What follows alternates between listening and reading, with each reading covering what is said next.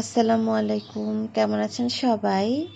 তো প্রথম প্রশ্নটা হচ্ছে, বই পড়া প্রবন্ধটি কার, মানে কার লেখা আর কি। এটা হচ্ছে প্রমোদ চৌধুরী। তো এই যে প্রমোদ চৌধুরী, উনি বই পড়া এই প্রবন্ধে মানে শিক্ষা পদ্ধতির বিভিন্ন দিক নিয়ে আলোচনা করছেন। তারপরে হচ্ছে, উৎপত্তি অনুসারে বাংলা ভাষার শব্দসমূহকে কয় ভাগে বিভক্ত করা হয়? এটা হচ্ছে 5 ভাগে বিভক্ত করা হয়। যেমন হচ্ছে তৎসম শব্দ, অর্ধ তৎসম শব্দ, তদ্ভব শব্দ, দেশি শব্দ এবং বিদেশি শব্দ।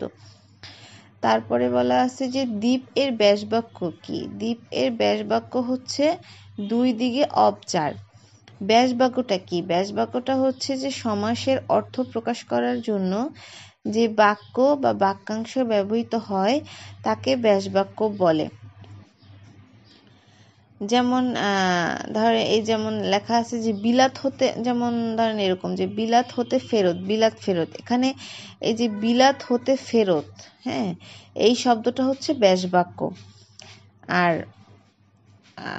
সমস্যমান পদ হচ্ছে এটা যে কয়েকটি পদ মিলে যে সমাস হয় তাকে বলা হয় সমস্যমান পদ।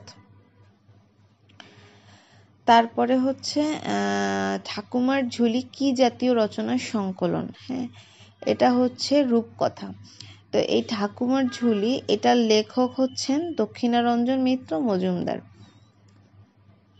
মানে রূপকথা টাইপের গল্প আর কি এখানে লেখা হয়েছে। তারপরে হচ্ছে বিজুরি শব্দটির প্রতিশব্দ কি? এটা হচ্ছে চপলা।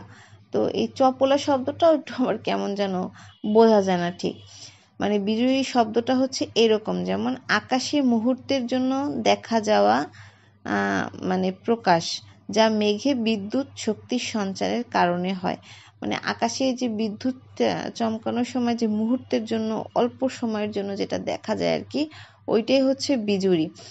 এই যে বিজুরির আরও কিছু সমর্থক শব্দ, যেমন ধরেন ক্ষণপ্রভা, তারপরে হচ্ছে বিদ্যুৎ, শম্পা, নীলাঞ্জনা, অচির প্রভা, মানে অল্প সময়ের জন্য যেটা আর কি দেখা যায়। তো আশা করছি সবার ভালো লেগেছে। সবাই ভালো থাকবেন। আল্লাহ হাফেজ।